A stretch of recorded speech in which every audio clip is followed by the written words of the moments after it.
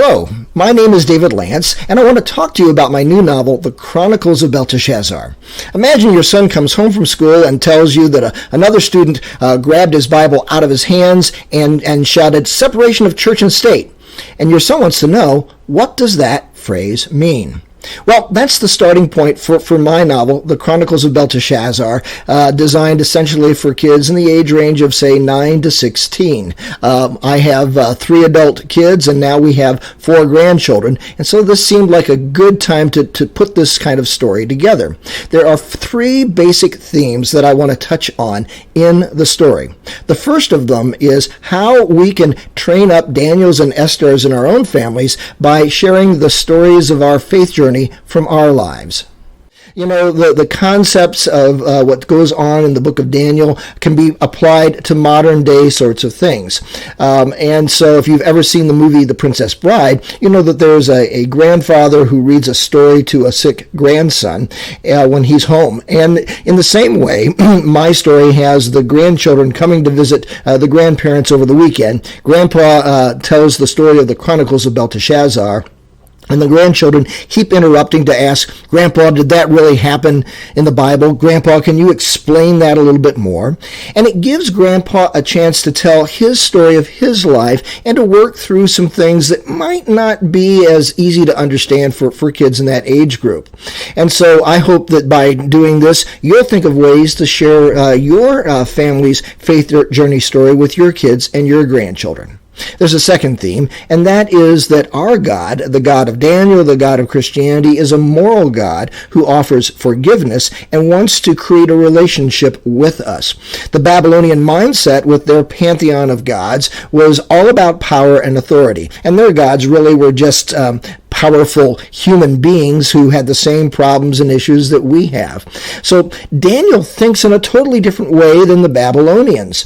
And so as an example, the story of Utnapishtim, the Noah equivalent in the flood story, when he sacrifices when their boat lands, the gods, according to the Babylonian story, descend like flies to eat the food being sacrificed. And they decide to never again destroy mankind. Why? Because they need mankind to serve them and to feed them.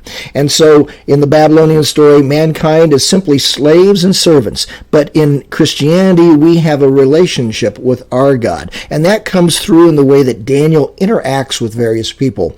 And so there's a third theme, and that's the fact that Daniel demonstrates God's grace by reaching out to people that aren't like him, people who are pagans. You know, if you think about it, Babylon is like a huge city like the city of New York. And when the exiles all come from Ashkelon, which is a former Philistine city, Moab, and Ammon, and other places, they're just all becoming gangs with various racial and religious hatreds of each other. And Daniel is thrown into that. He actually becomes friends with the captain of the Babylonian guard. He becomes friends with the Babylonian trainer who wants them to learn how to eat Babylonian food and become like them. He even meets a character I create called Timnah. She's the queen of the Ashkelonite people who actually wants to kill Daniel. You know, it's an interesting thing. Lew Wallace, the writer of Ben-Hur, had to think through how Jesus would interact with Judah Ben-Hur in a novel when it doesn't happen in the Bible. In the same way, I've thought about things that would have happened to Daniel.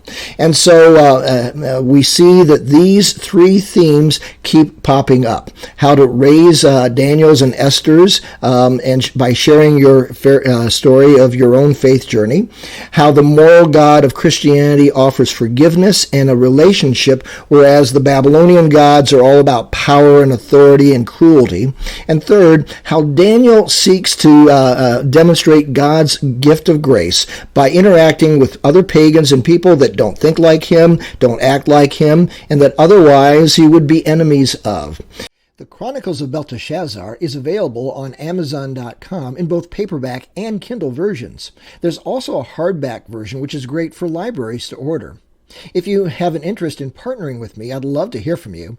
You can email me at dlance@wisejargon.com. Also, consider thinking about how to put information about my novel on your church website and or that of an organization with which you work.